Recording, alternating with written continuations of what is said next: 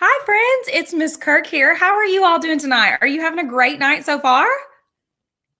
Can I have any thumbs up in the chat? All right. So I've gone ahead and I've shared for you our Nearpod. And you guys in the last couple of CRAM sessions have been really worried about vocabulary. So I gave you guys a quick little task here. So if you hit the blue arrow up on your screen, then that'll get your directions out of your way, and you can try to match these little cards here. Can you do that for me real quick? Just take a quick minute while we wait for everybody else to join us. Yes. Okay, let's see. I'm watching you, by the way.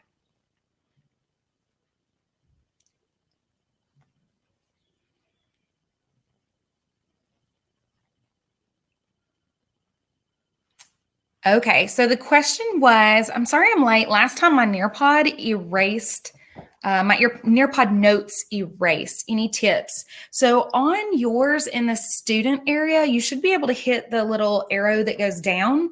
And I always link those to my Google Drive, and then I actually open that in the next tab. And that just helps me just to make sure that it's there, and then you can kind of go back and forth. Now, if you log out and log back in, and I noticed that you actually did last week, it creates a separate notes file. So you've got to go back in your drive and find the original notes file. So I hope that helps.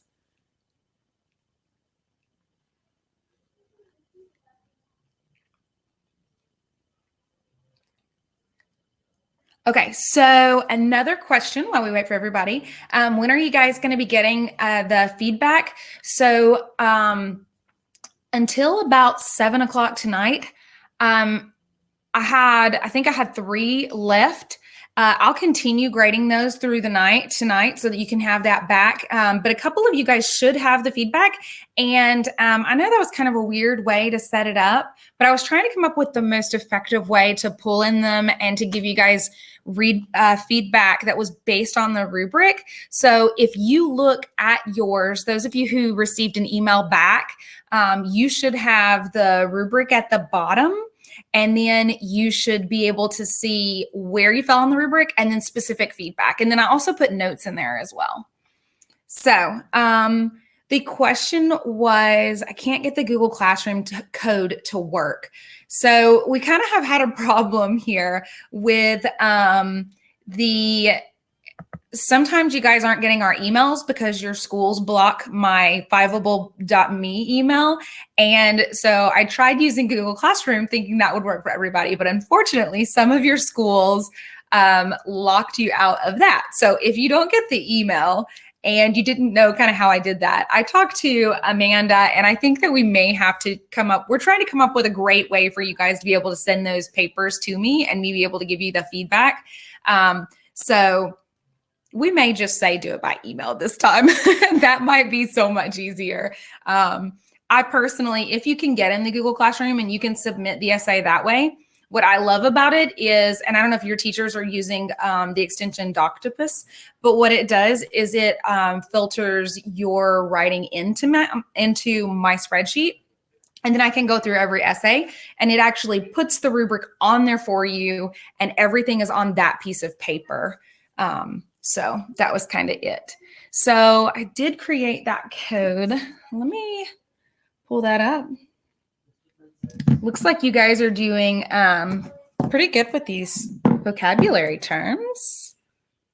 So the Nearpod is AJHCT.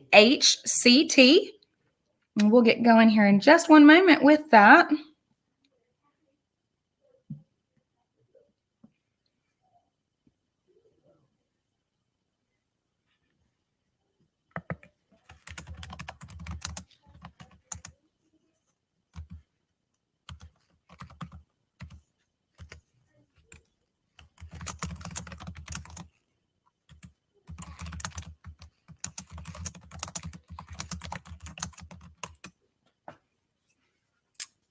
All right.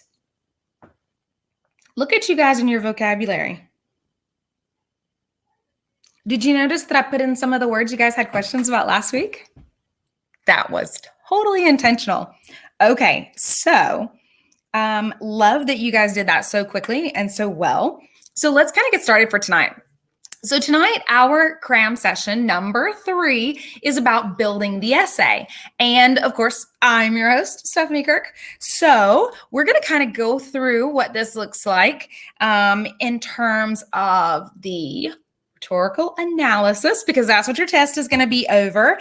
And we're going to kind of make sure that you know where we are. So you have your weekly stream calendar, which is great. And then, of course, you are all following us, or should be following us, at Think Fiveable on all of our social media out there. Testing updates. We talked about this before. Just kind of want to make sure you're there. FRQ2 on May the 20th at 2 p.m. They do ask that you log on. That's Eastern. I need to get in the habit of saying Eastern because I've had a few of you guys email me about that. So 2 p.m. Eastern, they're asking that you log on 30 minutes early. Now, you do want to have a singular device, 45 minutes to read and write, 5 minutes for uploading. It can be typed or handwritten. If it is handwritten, it's going to be uploading a picture. So that's why you have that 5 minutes there. It's treated as open notes, but they actually have a very detailed policy. And if any of their resources flag it as plagiarism or a violation of protocol, then that would be a problem, and they will actually put that on your testing report that goes out. So that's what you see there. So that is just kind of something there. Okay, so if they catch someone, if their platform catches someone doing something. So now this is intended to be a singular test time. So it would be 2 p.m. Eastern, 1 p.m. Central, and it kind of goes on down like that. And then this actually tomorrow, I believe, our AP Lang study plan for you crammers comes out, and this has a link to that calendar there. So that's a real big thing, okay? And so you definitely want to be mindful about that. So they haven't, I don't know that they've necessarily caught anyone doing it right now. Maybe they did on the platform in like a practice or something. But they have caught people with instances of cheating in the past on past exams. So be mindful of that. All right, sample platform simulation. Don't have any extra information there for you today, but maybe next time. So as soon as I know something, I will communicate to you guys. All right, so our learning intentions for tonight are a bit aggressive, and I understand that. But what we're going to look at with this is getting through the introduction, because you all had a lot of questions on sophistication. And in the past, I've been like, well, let's go through all this, and then we'll work on sophistication at the end. But you guys are kind of performing pretty high up there. So I wanted to go ahead and address it at the same time, because if we can learn our introductions and our thesis statements with sophistication, then we're going to be better off in the long run, right? Okay, so our goal is to learn to use the rhetorical précis for the introduction and learn to use Toolman's structure for the rhetorical analysis body paragraphs. Now, if we can get to it, I do have an example then, and that will kind of help you out. And then we'll see what that looks like for the next one, okay? So we've already talked about the aspects, that you can use the aspects, but we want to make sure to use the rhetorical précis with those aspects so they go together for your introduction paragraph. And inside of that paragraph, we want to make sure that you have a thesis statement that's going to earn that point, right? Yes. That's what we're going to do. Okay. So we're going to do a quick review, aspects and chunks by message and purpose. We're not going to spend a tremendous amount of time on that because we've already gone through that. We're going to talk about what the rhetorical précis is today as we move into the introduction paragraph with the thesis statements. And then we're going to preview. Notice it says Toolman presentation. So I'm just going to present to you what body paragraphs should look like, could look like, and then kind of let you go there. But I did modify from the original plan because you guys had a lot of great questions about sophistication, and I want to make sure that I am doing my part to help you, because that is my job. My job is to help you. So are you ready? Super excited? Because I am. All right. So I want you guys to put together where we are in the big picture, okay? Because that can be a huge help, just understanding the big picture. So the first 2 streams that we did, it was about the reading part of this. But this test and this real life skill isn't just about reading. It's about that written response as well. So it's the reading, but it's the responding. And in order to respond effectively, you've got to make sure that you plan well. So That's kind of what we're going to look at in terms of how we build it together. And so hopefully you guys are going to see all of these pieces work together here in just a moment. Got it? Okay. So quick. Remember the rhetorical aspects: audience, speaker, purpose, exigence, context, topic or tone, that goes with your message, and then the strategies that are used. And what you're going to see in the paragraphs that I've given you, I'm actually going to highlight those as well, so you'll get to see what that looks like. So that said, you'll remember we started out with bat the prompt, and Victor, your notes were fantastic. We batted the prompt. We looked at the background, the analysis, the task, and then we looked at annotating for aspects. We annotated the passage, but before we annotated the passage, we annotated the prompt because we know that the prompt is going to give us a little more information. So next week, just to kind of give you guys the heads up, we're going to be using the 2019 prompt. And when I send out the follow-up email, I will definitely put that on there so that you'll have that as well. But I want you to go ahead and remember to bat the prompt and to use the aspects guide with the prompt as well. So when that is what you're looking at for writing an introduction paragraph, how does the analysis of aspects help you? How does the analysis of aspects help you?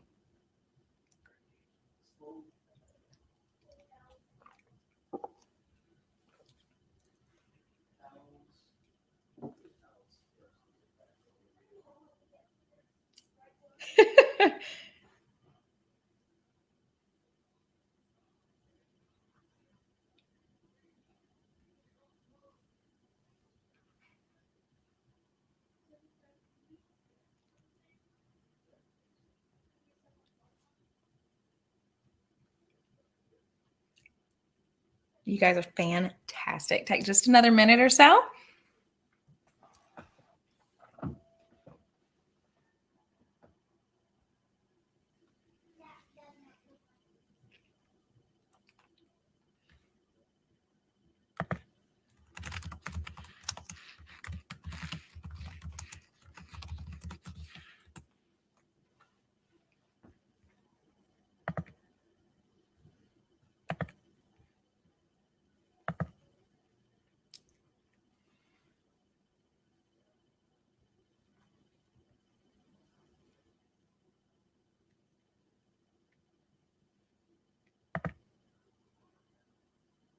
All right.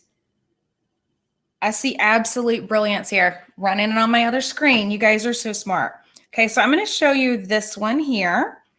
The aspects help connect to the rhetorical strategies and the abstract task. And what I love about this one is that you've recognized the abstract element of the task itself. Okay, so that is a beautiful thing to see you making that connection. Also, this one's fantastic as well. It lets you cover the entirety of the rhetorical situation, and it helps you to develop a holistic understanding of the prompt, giving you more sophistication when you're not just oversimplifying the message. And this is great because what I see often is misunderstanding of the prompt or just not really addressing that abstract piece, kind of like what we talked about last week. So I think it's pretty great that you guys are all right there with me. You're doing a fantastic job. And then I like this one right here as well, because it highlights that you relate your thesis, so your claim, to the author's purpose. And the author's purpose, you'll remember, is going to connect back to whatever that abstract task is. So absolute brilliance. Give yourself high fives. Yay. Also, congratulations. We have now moved to Unit 2. All right, so Unit 2 is going to do kind of a recap of what was going on with Unit 1 and add to it. And it's broken into two sets, of course. You have reading skills, and then that blue box over there, that's going to be for the writing skills, because that's what your test is. But in order to hit that writing part, you've got to have mastered those reading skills, okay? Or at least make it look like you've mastered them. So you want to make sure that you're addressing the audience's beliefs, values, and the needs, okay? So you need to analyze it for the audience, the way the speaker addresses the audience, the movement that is desired, all of those pieces. And of course, you've got to be able to recognize the claims and the evidence within the argument.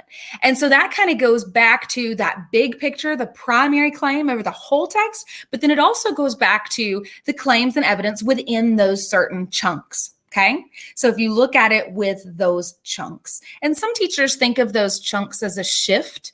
And I had a student tell me that they seem to notice that when the paragraph length change, there tends to be a shift in there. And so they wondered if the chunks were based on the lengths of the paragraph. So if that helps you, absolutely. Of course, you want to be able to identify and describe the overarching thesis of the argument, okay? So even though we are not doing the argument prompt, we have to figure out what in the world is Barry talking about. And then it says the indication of its structure. Now that key is structure there, because what I love about the use of structure in our standards and in our skills is it lets us know that we want to go through it in the way that it is presented, because there's something behind the way that the speaker has designed it for us. So, just as a reminder, the concrete task and the abstract task have two different things. Concrete is very clear. You're going to look at the rhetorical blanks, rhetorical devices, strategies, choices, faculties, whatever, okay? You're analyzing the things that are done in order to achieve a goal. Your abstract task is going to be the goal that's achieved. And in this case, it tells us to characterize scientific research. So, I want you to make sure that you don't miss that. If you guys are wanting to go back and look at yours or try to submit it or something like that tonight and you want some feedback, that's great. But make sure you have that characterization of scientific research in there, because some of the essays that were submitted didn't address that characterization at all. So you've got to make sure that you're addressing that abstract task. From there, we did take it into chunks. We looked for the natural chunks or the natural segments and sections. And the reason that we did that is because in the real world, we don't write with 5-paragraph essays. In the real world, we tend to follow an outline that's a little bit more like introduction and background, position and proof or proposition and proof, refutation and concession, which sometimes it's meshed together with the position and proof and sometimes it's its own thing. And then you have that conclusion there at the end. And so we were looking for the chunks that kind of fall into these categories. And that's what helped us look at the message and the purpose, because every chunk has its own message and every chunk has its own purpose. So if we progress our writing through the way that the author has presented it, then we are addressing the author's line of reasoning as well, right? Because the author was intentional in the way they built that passage. So we can look at the message overall, we can look at the purpose overall, but we can also look at the chunks and we can see how do paragraphs 1 and 2 function in terms of the passage as a whole. And that is where rhetorical analysis comes from. So you guys asked so many questions about outlining and how do we bring that in and how does that work and all of the little pieces. So I wanted to kind of bring this out because my recommendation was that you progress through the chunks of the writing. And there are so many reasons I can think of, but I want to make sure that you guys understand why this is the way I suggest. The first thing is because that's the author's line of reasoning. So it shows your full understanding of the text, okay? It says you understand. You've got a grasp on the claims and the evidence that's there. You've got a grasp on the rhetorical aspects. You're good, okay? It also says that you understand all of it. You're not jumping around and going to these different pieces, okay? So alternatives that I've seen. Now we talked last week, don't ever write like the first paragraph ethos, the second logos, the third pathos. Don't do that. Readers hate to see that. Google it, okay? You don't have to trust me, but you can Google that, all right? And then now some people do modify that and they might talk about his appeal to credibility or his appeal to logicality or his appeal to emotional whatever. You could do that, but it doesn't show the complexity of understanding that you're looking for. Another thing that you guys were talking about is, well, what if we just did it by devices, the terms, the things that are present there, like the comparison or the definition. You could do that. You would also, if you're going to do it that way, you would want to put your devices in the order they kind of appear in the text, but you might want to be able to lump those tropes together by their function as well. So like, for example, a simile and a metaphor, and there are other types of comparison. So you might want to put those together in there. And then you can also use the strategy. The strategy, people talk about diddles. Are you guys familiar with diddles? Anything at all? No. Okay. Well, let's just address that right now. So diddles is, it is diction, imagery, details, language, and syntax. Okay. Imagery, language,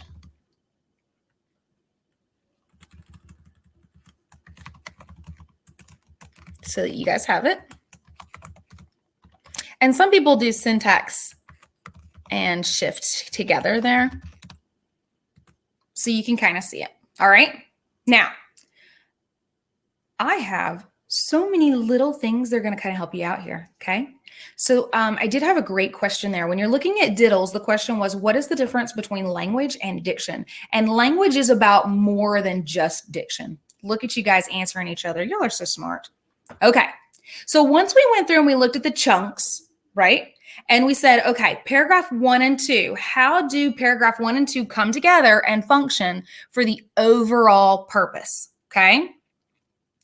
You can do so the question was, we did figurative language. You can use figurative language as well. Diction can count as figurative language as well, because sometimes those words there have specific connotative and denotative meanings. So that works. It's just kind of an acronym. Different teachers do it kind of their own way. All right. So when you're looking, the question was, when you are looking at shift, does it mean shift in syntax or shift in tone? It means shift overall, any kind of a shift. Okay, any kind of a shift. All right. So I have a couple of questions, and let me go ahead and start answering them just really quickly, okay? Because I don't want to get too far away from them. And these are questions about your test. So first question, can we copy and paste and use Google Docs and Grammarly? I am going to say I'm not really sure what that platform is going to look like. They specified that it was more of an open note, open book, but I will definitely ask and be specific about Grammarly, because I think if you're typing it in Google Docs and you have the Grammarly element brought in there, then I don't see why that would be a problem. But because of the fact that they're wanting you to use a secure platform, I am thinking that may not be, I'm not really sure what that would look like. So we'll have to ask. I know that they're going through right now and doing different seminars with the different subject areas. So I will double check that for you. So, okay, there you go. Next one. Do you know if there will be a way to annotate the test online? Will there be a way to annotate online? We've been told yes, there will be, and that it was a recommendation that we get our students used to online PDFs of the prompt and let them annotate it in that way.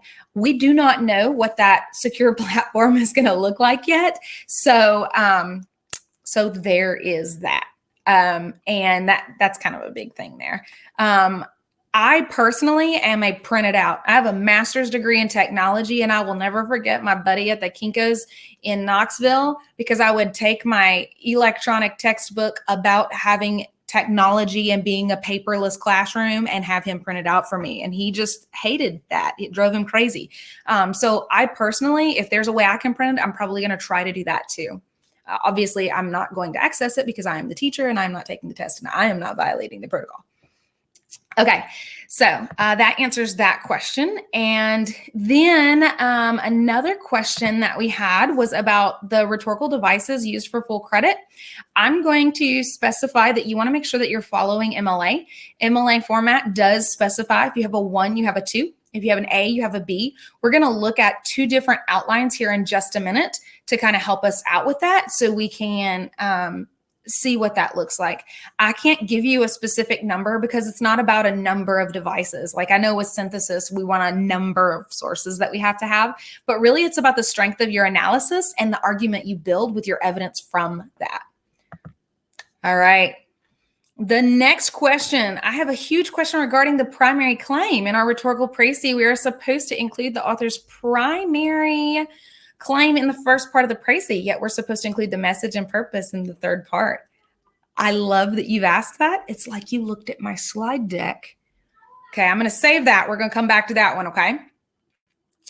Next question. The question was, is the rhetorical analysis essay out of 6 points?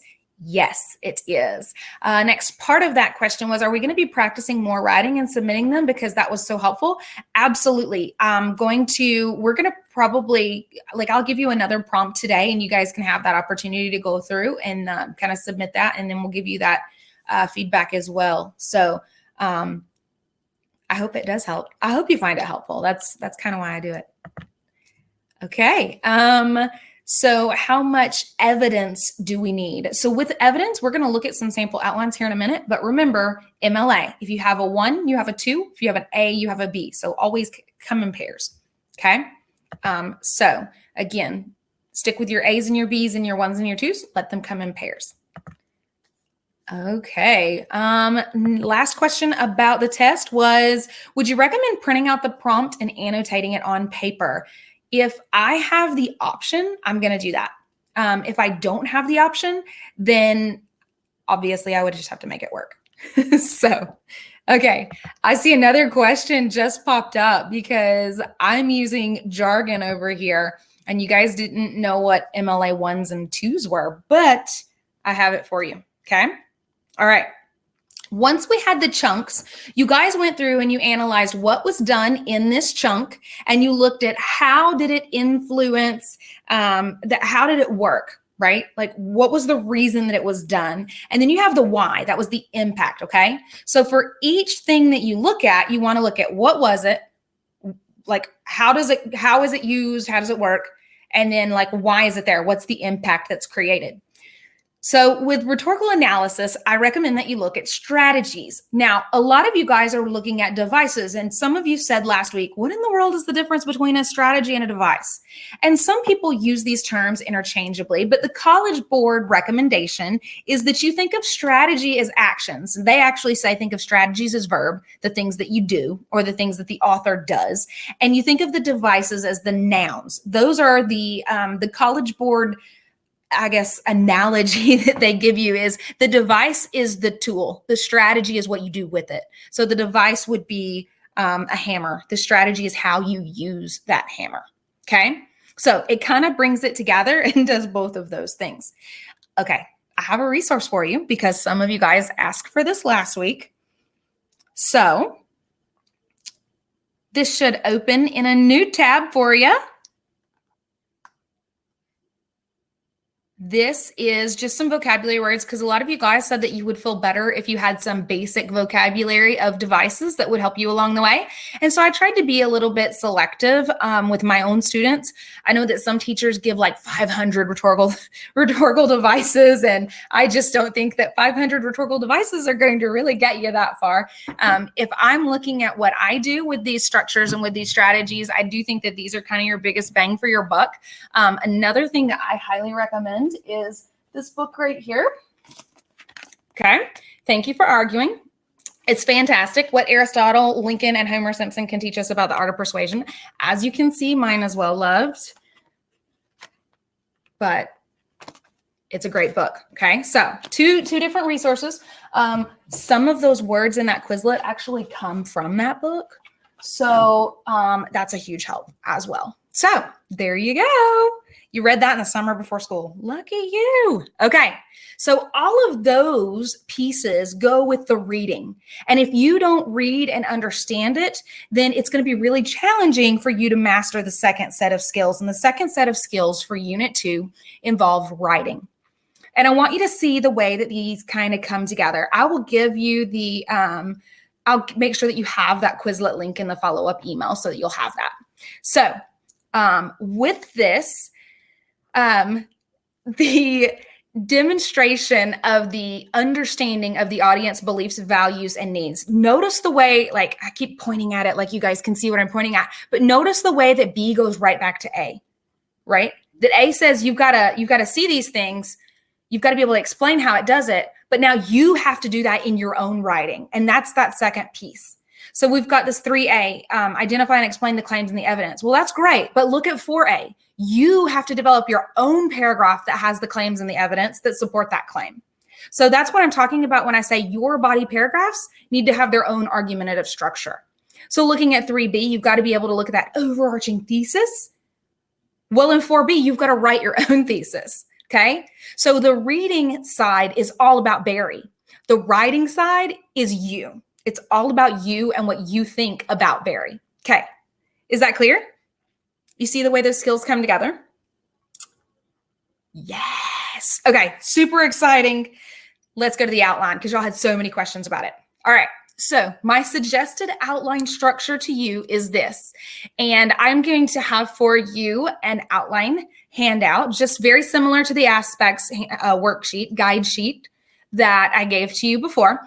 And with this, what you'll see is the introduction and the background with the thesis statement so that you can just think about what goes in your thesis statement.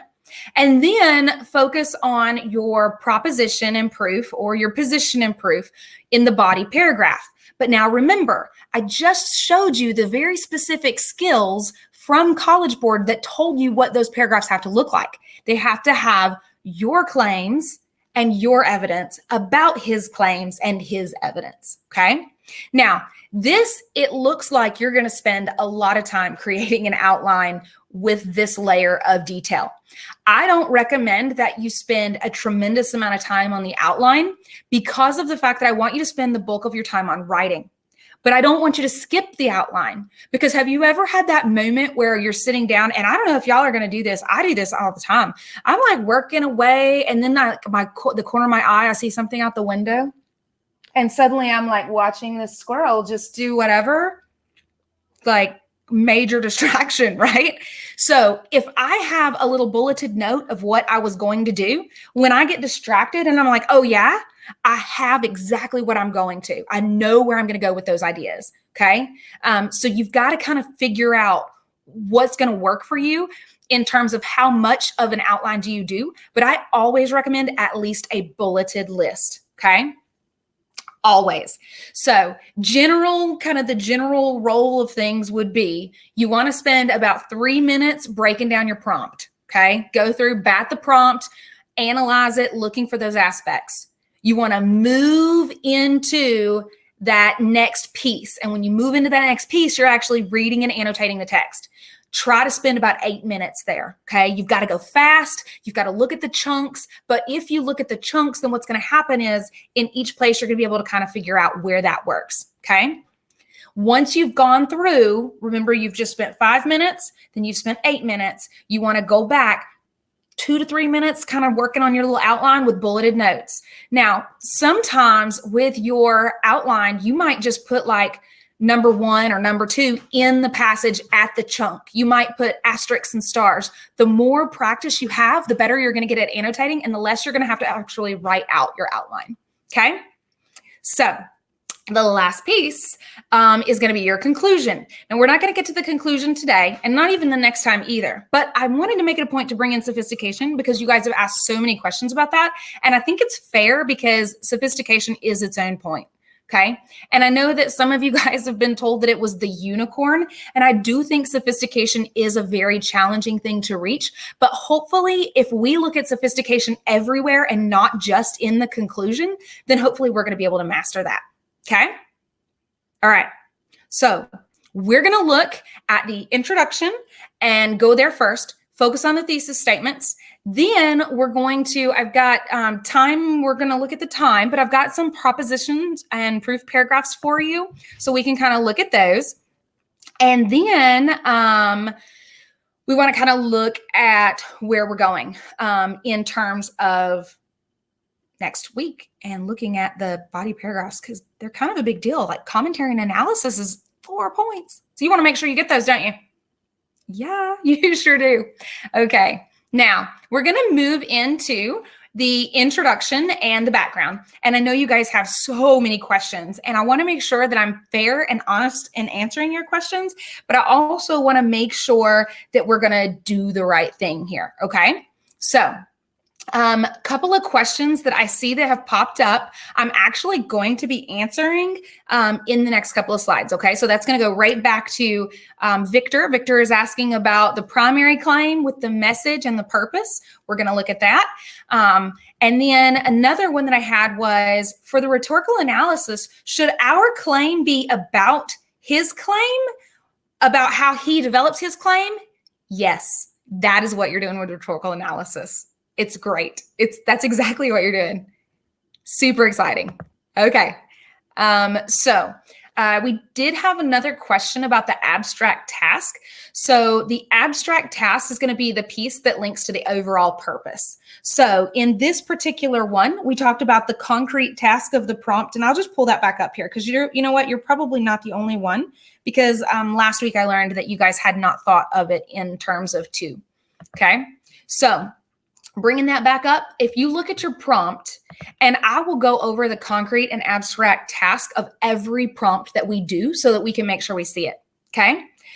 So understanding that this particular thing tells us, look at that last sentence, in a well-written essay, analyze, that's like in every prompt, how Barry uses rhetorical strategies, concrete, the strategies that he uses to do what though? Well, it tells us in this particular example, it says to characterize scientific research. So the abstract task is I have to understand how he characterizes scientific research in order to explain the rhetorical strategies that characterize scientific research. Okay.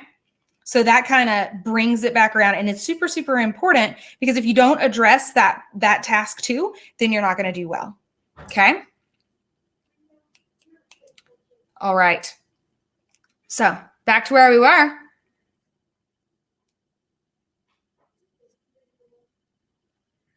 All right. So with this, the thesis statement carries its own point in the rubric. And so it's very important that you look at it. And I wanted to kind of highlight two key concepts that come from the College Board course exam description, the CED, that big green binder that your teacher carries around that has a bunch of papers all stuffed in it. Okay. That right there kind of outlines these two terms that I think are pretty important. Okay. So first of all would be your thesis. That's a primary claim. It's supported by the evidence that can be explicit or implicit. Okay. So the thesis is the primary claim. It's over the whole entire thing. Well, the thesis statement is the explicit statement of the primary claim, okay? So in yours, we really want you to have an explicit statement of your primary claim. And to clarify what you guys said a moment ago, it's your claim about their claim, okay? Now, according to the rubric, it has some key skills that have to be there. First of all, it has to be a defensible response to the prompt. And when it responds to the prompt, it has to address both pieces, the concrete task, in this case, the rhetorical strategies, and the abstract task. In this case, how in the world does Barry characterize the role of scientists? Okay, so it's got to do both of those things. And then it has to provide the analysis of the rhetorical choices. That's where you see both of those pieces, that concrete piece and the abstract piece. So your thesis statement has to do those things in order to get the point. So, are you ready? Here's the rubric, just to make sure that you guys have seen this before. So you want to make sure that it responds to the prompt with a defensible thesis that analyzes the writer's rhetorical choices. If you look, you can see the rules and the scoring notes on this, okay? It responds to the prompt rather than just restating or rephrasing the prompt. So you know, like when you've had a teacher who says, take the prompt and turn it into a question. Now answer that question. That's not going to be the greatest strategy for this particular course, okay? That might work in some other places, but in this case, not so much. And then look, it says the thesis clearly takes a position rather than just stating that there are pros and cons. It's harder to do this in a rhetorical analysis than it is argumentative or even synthesis. But what you can do is you can make sure that you've truly come out and you've said, this is what is happening in this text. Here are the tools that are used to do that. Okay. All right. So crafting a thesis statement, I want to make sure that you guys get it all good. Are you ready? Are you with me? Are you with me? Okay. I'm going to answer all those rhetorical pricey questions you got right now. It's coming. All right. Last week, I gave you a preview of the rhetorical pricey, and some teachers will actually teach it is 4 sentences. Okay. So with that, what I want you to do is part 1, you need to do this thing. Part 2, you need to do this thing. Part 3, you need to do this thing. And then part 4, you need to do this thing. Okay. All right. I see a couple of you guys got to go. 39:48. Jump back in. It's answering your question. Okay. Now, it does not have to be 4 sentences. Okay. Now, full disclosure, if you watched the College Board videos this week, she actually comes out and says, a good thesis statement or a good introduction paragraph is 2 or 3 sentences. A great one is 3 to 5 sentences.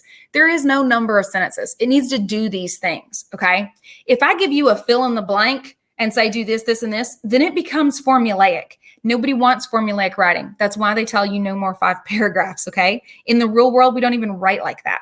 So it just needs to do these things. So what I did is I built for you an example that does these things. Okay. So your thesis statement ideally is going to be a singular sentence. Now, in the rubric, it does say it may not be, it is possible that it can be more than 1 sentence and that it can be as long as the thesis statement is kind of together. I'm going to tell you, make it in 1 sentence because that'll be great. Okay.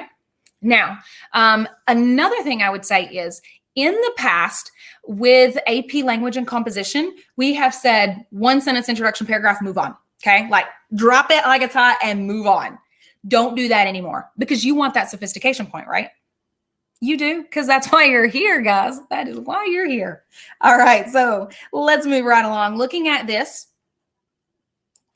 With it, your part 2, I kind of want to highlight your part 2 is going to explain the devices and the strategies that you notice the author using. Okay. Now, the use of specific devices shows less understanding than the use of the strategies, because if you really get the text, then you see the strategies that are being used and you recognize the devices that build to those strategies. Okay.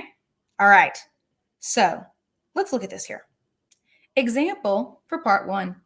In his expository excerpt from The Great Influenza, Barry discusses the challenges of being a scientist.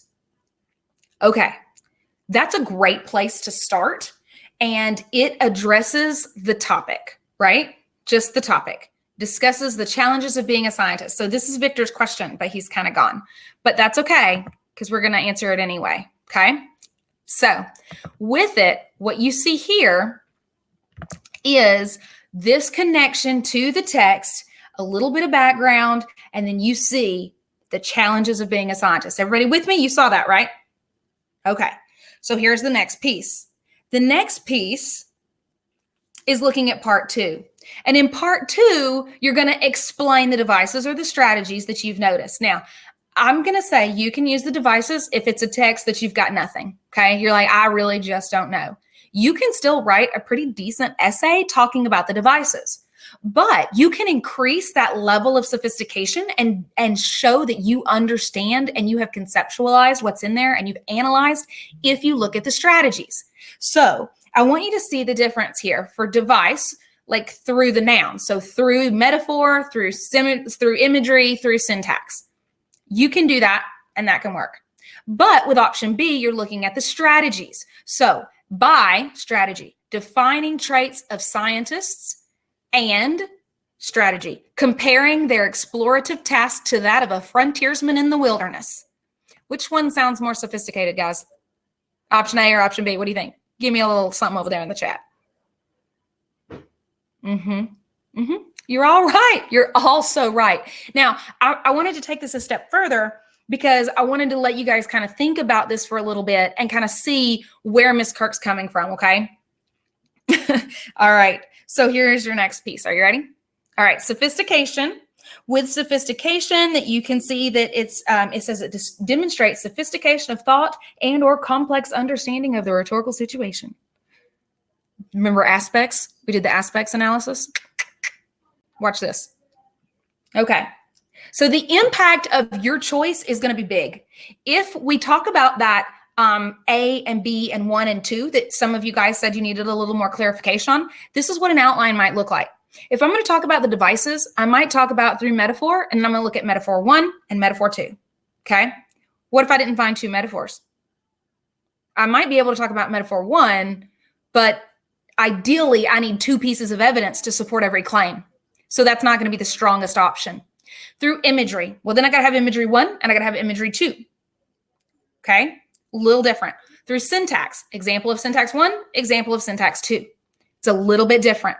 Okay. Now, you could change it and you could say through comparison or through analogy, whatever, and then your A could be metaphor and your B could be simile if you chose to do that. If you go with this option over here, whatever your Roman numeral 1 is, you need to have an A and a B underneath it that go with it, okay? So you don't have to have syntax down here. Like syntax can go away. You don't have to have a third one. But if you have a 1, you should have a 2. And if you have an A, you should have a B. And that's why your teachers have probably told you you need at least 2 body paragraphs, because body paragraph 1 would be about metaphor. Body paragraph 2 would be about imagery, okay? Now, some people do say you just need 2 examples to support the claim. Is that a high level argument though? Probably not. Okay. So you want to make sure that you bring that in. Now, another option that you have is looking at strategies. So remember, I told you that I think the College Board example is tools. So the devices are like the tools. So this is like a hammer. And then what do you do with the hammer? Okay. Or a screwdriver. What do you do with the screwdriver? Or if I'm going to paint my nails, it's a fingernail file. What am I going to do with that fingernail file? Okay. All of those pieces. So if you look over at option B, when you're looking at strategy, this is by the actions that are done. Okay. So by defining the traits of scientists, well, I can talk about that first paragraph where he says there's that contrast of certainty and uncertainty. And in the second one, he gives that list. And in that list, he actually ends with courage, which is interesting because courage is the thing that allows them to move into that next chunk. So that lets him progress. Body paragraph 2, comparing their explorative task to that of a frontiersman in the wilderness. That's a big, long paragraph. I'm going to come up with 2 pieces of evidence about the frontiersman and the wilderness and kind of see how that works. Okay. Now, so the question becomes, can I use a mixture of a device and a strategy? Okay. So can I use a mixture? Absolutely. You can do, the mixture of them, but you want to make sure that you are bringing them together well. Okay. So do the strategies involve rhetorical devices? Yes, because the strategy is the action that is taken and the device is the thing that allows the action. Okay. Does that help? So we're going to use this same vocabulary. We're going to look at this again with other essays. Okay. And other prompts. All right. So I want to make sure that you guys are ready so that you guys can try this next one too. Okay. All right. So if you want to write, and I don't want to like make this sound terrible or whatever, but a lot of people say, if you want to write a good essay, write about devices. If you want to write a great essay, a high scoring essay, write about strategies. Now, in the past, when we've had 3 essays, I've been able to say, if you're really crunched for time or you really don't understand this one, it's okay. Write about device here and do really well on the others. That's not your option this year. Okay. You got 45 minutes. Let's focus on strategies and let's see what we can do. Okay. All right. So that next piece is part 3. State the author's overall message beyond the prompt's wording. Okay. Because remember, in the rubric, it said, restates the prompt. So you don't want to restate the prompt because that was in the 0. Okay. And then the purpose, that's usually a 2 phrase and in order to.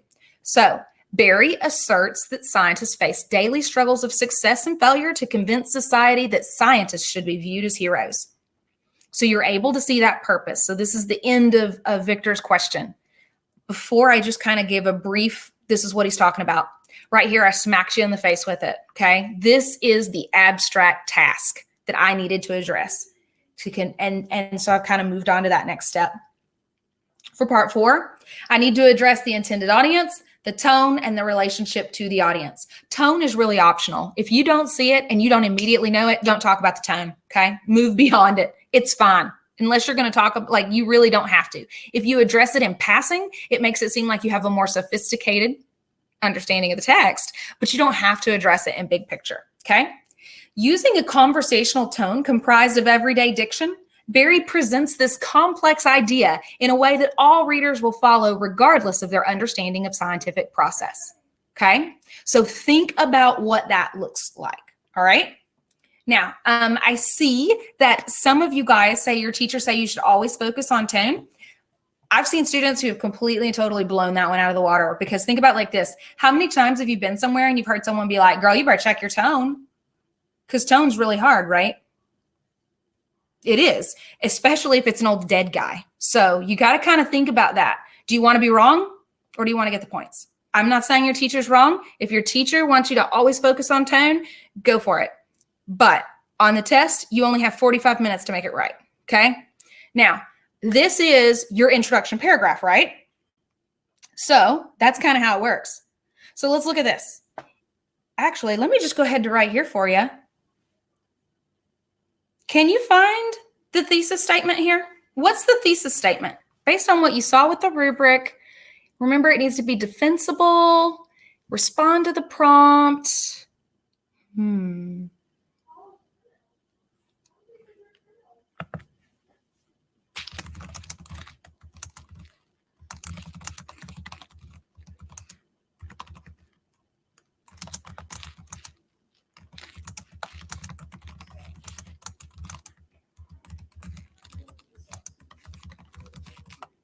What do you think? Underline that thesis statement for me and then hit submit.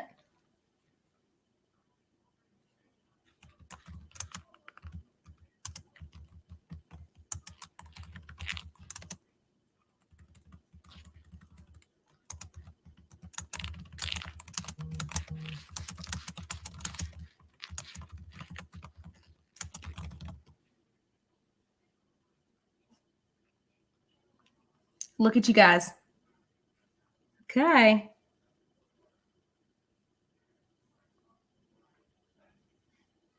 It looks like we've come down to 2 sentences. Can you believe that? We've all come down to 2 sentences. We've come down to, by defining the traits, by defining the traits of scientists and comparing their explorative tasks to that of a frontiersman in the wilderness, Barry asserts that scientists face daily struggles of success and failure to convince society that scientists should be viewed as heroes. Okay, the next one that you guys came up with was using a conversational tone comprised of everyday diction. Barry presents this complex idea in a way that all readers will follow, regardless of their understanding of scientific process. Okay, so those are both pretty strong sentences in this example, but I want you to think about what we have to do, okay? We have to make it defensible and we have to respond to the prompt. So the prompt told me rhetorical strategies and characterization. So if we look at the sentence, by defining traits of scientists and comparing their explorative task to that of the frontiersman in the wilderness, those are the strategies, right? So then we got to look for the abstract task. And it says, to convince society that scientists should be viewed as heroes. That shows us the characterization of scientists, okay? That's what we're looking at. So by using that Barry asserts, that becomes your claim. So your claim is Barry is asserting that scientists are the heroes. How does he do that? Well, he does that by defining the traits of scientists and by comparing their explorative tasks, okay? So those are the 2 things. The second one addresses your audience a bit more, okay? Now, it doesn't surprise me that some of us marked it because of the fact that it uses tone and it uses diction, and some of your teachers told you to use those devices, okay? You just told me that. So I can understand why you guys thought that. In this particular example, that is not going to be what is discussed in the body of this. It's a way of saying, hey, I get that it's a conversational tone and it's using everyday diction, which is what makes it a conversational tone, but that's also what makes it something that anybody and everybody can understand, because he knows science and he knows research, but he's not writing in a bunch of nerd words no one understands. Okay? So, kind of challenging, but remember to look at those strategies. All right, so with the rhetorical aspects, if you're watching the College Board videos, they tell you the difference between good and great is that good addresses at least 4 components of the rhetorical situation. And 5, great, addresses at least 5 and does one of these things. It references a broader context, it incorporates style, and it includes a scenario or a striking statement. Several of you guys did a great job on this when you submitted it. You guys gave broader context. Some of you linked it to COVID-19, like what we're dealing with right now. And some of you guys gave striking statements about the role of scientists and kind of people wondering what they do and valuing them and whether or not they're worth it and all sorts of stuff. So a lot of you guys did that. But notice, to get the grade, you got to include 5 of those aspects as well. So let's look at this. All right. This is the exact same paragraph that you guys just looked at, okay? The difference here is that I have kind of brought in here those highlights to see where it is, okay? So the question becomes, I know what context is in general, but how do you include outside context into your essay if you're not really, that sure? And that can be a true challenge, especially in an older text.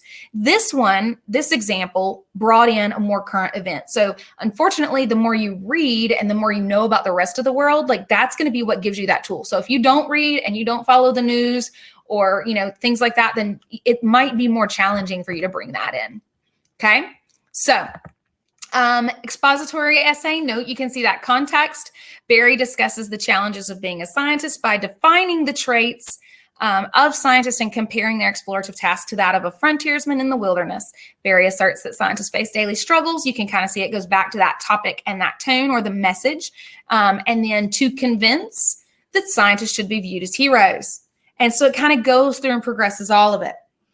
But my friends, we want that sophistication point, don't we? So I changed the font a little bit so you can see the parts that were added after revisiting for sophistication. In his expository text about the 1918 flu epidemic, the Great Influenza, Barry, who writes about scientific research, discusses the challenges of being a scientist in a world of uncertainty, such as that created by the epidemic itself. By listing and defining unconventional traits of scientists and then comparing their explorative task to that of a frontiersman in the wilderness, Barry asserts that scientists face daily struggles of success and failure to skillfully convince society that scientists should be viewed as heroes, even when their revelations are surpassed by future discoveries. Okay? Now, note the way that you see all of those pieces heightened just a little. They bring just a little bit of a tweak to it, okay? And someone a moment ago said the claim, where's the argumentative claim about it? Well, by bringing in to skillfully convince society, that says he was effective in doing it, okay? So a couple of you guys are thinking there's no way, and that's not true. You can do this. We're just going to tweak it just a little bit. We're going to keep working on it. In fact, I have from you guys a paragraph that one of you wrote. You can claim it or not claim it. You can shame it. You can do whatever you want. Okay? All right. So, scientific research tends to be a notable part of our lives. We use research methods to learn new things about the human mind, animals, chemical reactions, atomic properties, and so much more. However, there's much more to the research process itself.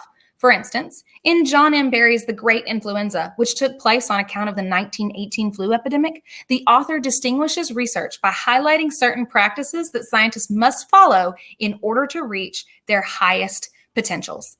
By emphasizing the importance of certainty and self-assurance, promoting individuality in scientific research, and depicting the successes that could result from following certain scientific behaviors, the author identifies the important traits that are critical when it comes to scientific research.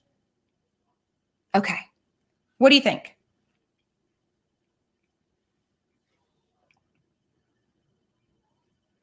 Does it get no points, thesis and sophistication, or sophistication? What do you think?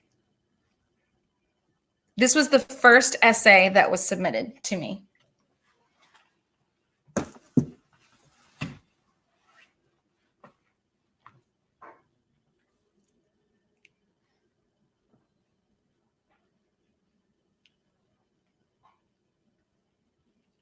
All right, you ready? Okay. So our thesis statement, remember, it needs to be defensible and it needs to address the prompt. Where in this paragraph does it address the characterization of the scientist?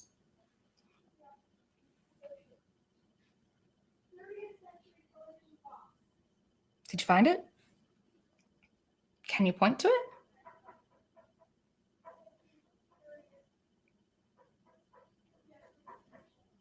Do you see anything in there about that?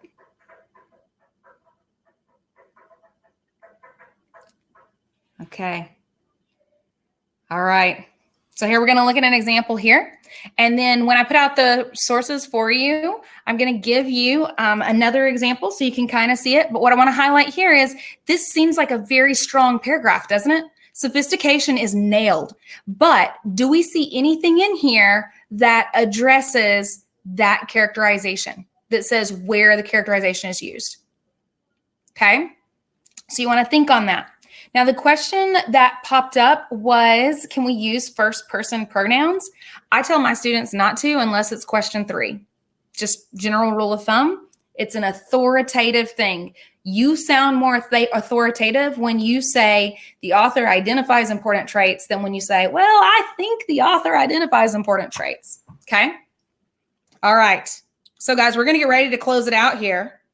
And before I close it out, I wanted to highlight for you kind of where we're going next week in terms of looking at the commentary and the analysis. We're going to look at the Toolman argumentation to write body paragraphs that address the concrete and abstract tasks of the prompt. Okay, so that's where we're going.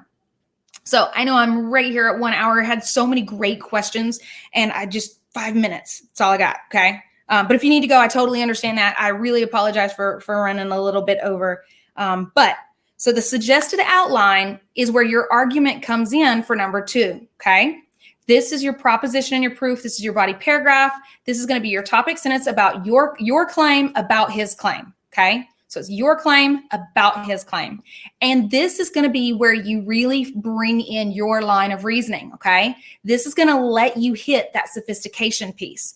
Some of you guys said that you weren't really sure about it, but the 1s and the 2s, note right here, your A is a concrete detail 1, your C is concrete detail 2, okay? So you want to kind of make sure that you have all of those pieces in there. Now, that said, to kind of give you what I want you to kind of think about for the next prompt is we're going to actually look at, we're going to move to the 2019 prompt. And this particular one, would you guys, let me ask you guys this. Would you like to do another week on the same prompt and focus on body paragraphs with the same prompt, or do you want to go to the new one? You want to put me over in the comments and tell me same one or new one? See, okay, I was kind of hoping a new one. Yes, that makes me so happy. Okay, excellent. Then my slide's not going to be wrong. Okay. So what we're going to do is you guys are going to look at the 2019 FRQ2, and then we're going to move into commentary and analysis. Okay. So we'll very briefly look at introduction paragraph just to get a little bit more practice with this, move into commentary and analysis, what those paragraphs look like. Okay. All right. Now, what I'm going to do is I will put a place in Google Classroom so that if you guys want to, you can submit it. You can try to write it first. Now, I do recommend try to write it, set a timer, okay? Set a timer, go 45 minutes, do all the parts we've talked about, and then see what happens, and then we'll move forward with the 2019, okay? All right. So that said, guys, we did it. We made it through. We made it through. All right. So this is me. Woohoo! I am Stephanie Kirk. I am your CRAM teacher. I'm going to send you guys out a follow-up email. Make sure you kind of get that. Now, if you want to join the classroom to submit your essay that way, that's great. If you are using a school account or something and you're not able to, I totally understand. You can kind of look at that. If you want to go through and look back at this essay with this prompt with Barry, you are welcome to do that. Let's say if you get it submitted by tomorrow, I'll get you some feedback. And then I'll actually put a due date in there on that. That way you can see that if it's in by tomorrow, I'll give you some feedback. If for whatever reason you don't have a personal email and you can't make it work, you can totally send me the email that you're looking at there. And that would be Stephanie@fiveable.me. And then that way you can make sure that I get your essay one way or another. I get you some feedback. That would be super fun, wouldn't it? Of course. Then I will create a new place if you want to work ahead and look at the next one, get you some feedback on there. All right, my friends. Hey, bless you, my children. I love you. I have so much fun with you every week. I'm going to leave this collaborate here for some questions so you guys can give me some questions.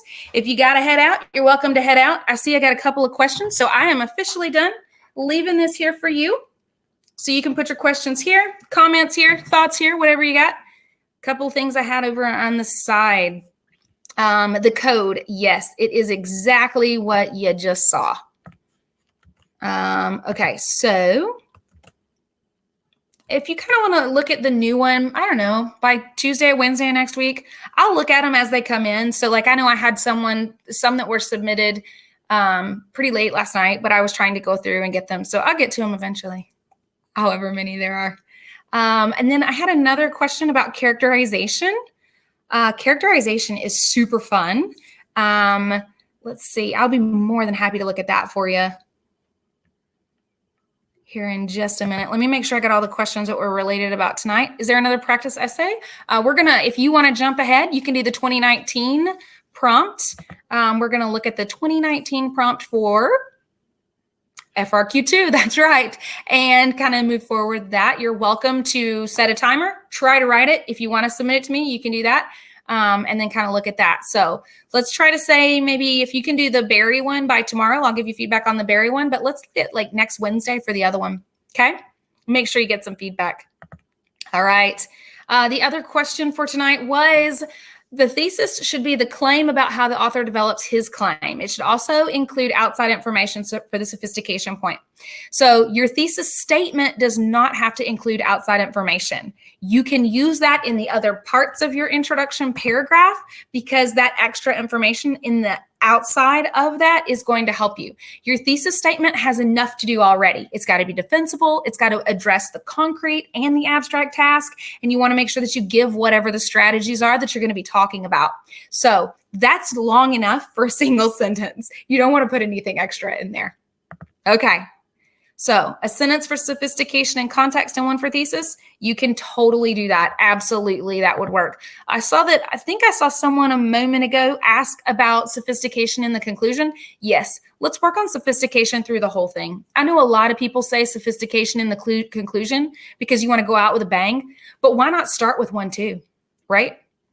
Like, it's a pretty effective argument when the first words out of your mouth are pretty strong, right? So you want to stick with that. All right.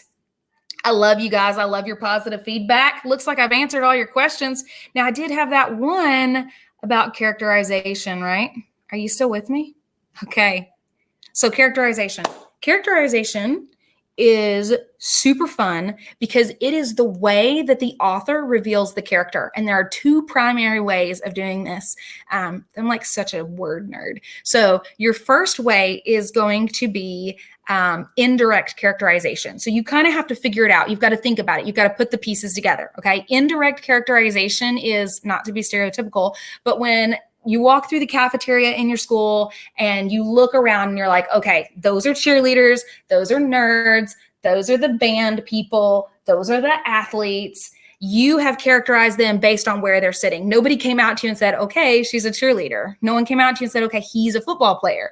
You just knew that because they were in that area, you thought about it, you analyzed it, and you came up to that conclusion on your own. Okay.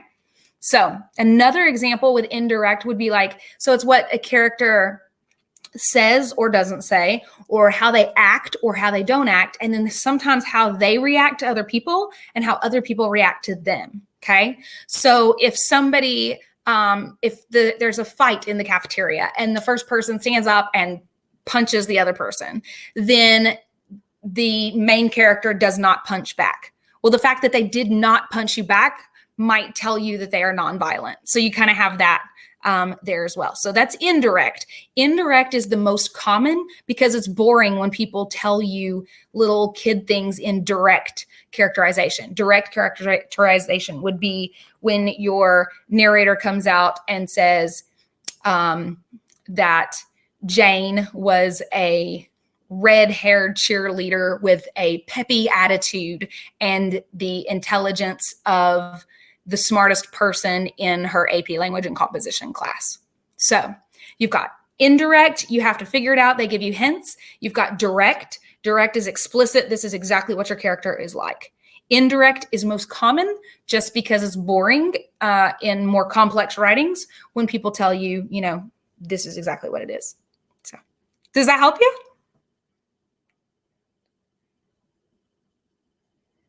All right. You should allude to the author's feeling, but at the same time, directly state his or her claim. You can absolutely do that.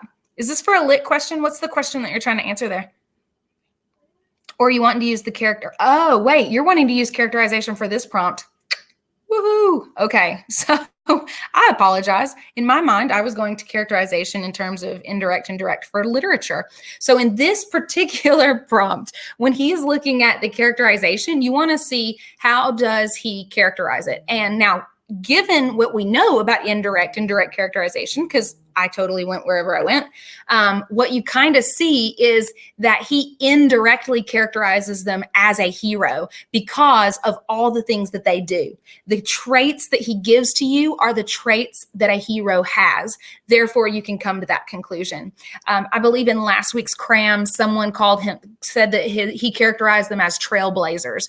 You could say that he characterized them as trailblazers as well. So you don't have to say that he characterizes them as a hero. You can say that he characterizes them as something else, but you've got to define what you see him characterizing them as.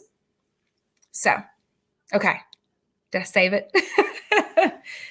I'm so sorry I made you wait on that question. What a dumb question for me not a dumb question for you, but a dumb way for me to deal with that. So I'm so sorry. I hope you forgive me. All right. Okay. Any other questions? Anything at all? All right, friends. Hey, bless you, my children. I love you. Hey, I want you to stay healthy. I want you to stay happy. I want you to stay clean. I want you to take care of yourself. Promise me that this weekend you're going to do something for you, okay? Self-care Saturday, don't forget it. We're going to do family face masks. It's going to be brilliant, okay? Bye, you guys. Have a great night. If you need anything at all, send me an email, okay? Make the time to take care of you.